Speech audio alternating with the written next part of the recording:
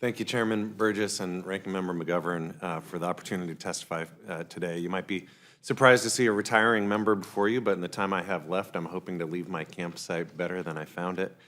The Fixed Congress Caucus, which I started with Congressman Timmons, my former co-chair of the Select Committee on the Modernization of Congress, and our members of the caucus have put a lot of thought into how to improve Congress's effectiveness. Several proposed rules changes in your committee's purview have come up, and I just wanted to share 5 with you today. First, I propose we institute a biennial bipartisan retreat for members of Congress at the start of a new Congress. This retreat would provide a rare opportunity to engage with one another outside of the pressures of Washington, D.C., and to build relationships across party lines. Too often we fail to collaborate simply because we don't know each other well enough. A retreat focused on mutual understanding and shared goals would help us form the coalitions we need to tackle some of the nation's biggest challenges. Second, I propose we amend the House rules to require every committee to hold a bipartisan agenda-setting retreat at the beginning of each session of Congress. While we won't always agree, and often don't, on every policy issue, these retreats will allow us to identify areas of mutual concern and agreement so we can know what we can work together on as a committee.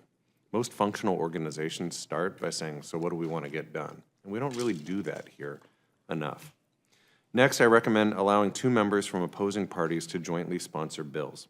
A model for this, and I'm sure he will speak to it, is Representative Cleaver's bipartisan HRES 668, the BUDS resolution. This simple change would incentivize bipartisanship. It would ensure that legislation reflects true collaboration and shared effort while giving credit where it's due. We all know we've worked on bills together where we have to, in essence, flip the coin on whose name's going to be on top of it, and that doesn't seem right, and it doesn't foster bipartisanship. Additionally, I suggest we establish a new joint committee on legislative processes tasked with expediting the consideration of legislation that has passed one chamber with broad bipartisan support. This is outlined in Congressman Timmons' bipartisan HCon Res 8. Too often, good legislation supported by members on both sides languishes in the other chamber. This joint committee would examine ways to streamline the process to better prevent that from happening and to improve our ability to pass sound legislation for our constituents. And finally, I urge the creation of a select committee on refreshing our democracy with equal party representation. This committee would be charged with making recommendations on how to reduce political violence, toxic polarization, and the spread of misinformation.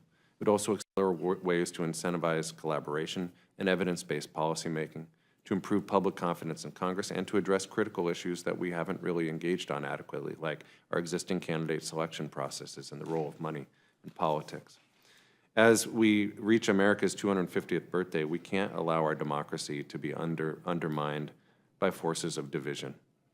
These aren't partisan proposals, these are practical solutions. By instituting bipartisan retreats, bipartisan committee agenda-setting meetings, allowing joint sponsorship of bills, streamlining legislative processes between the House and the Senate, and formally exploring reforms to strengthen our democracy, we can improve Congress and our output for the people we were sent here to represent.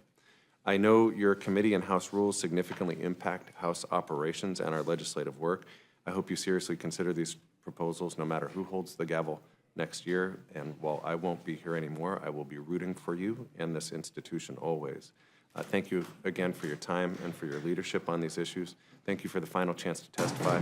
And finally, I just want to say thank you, Mr. Chairman and Ranking Member, to you and to your staff.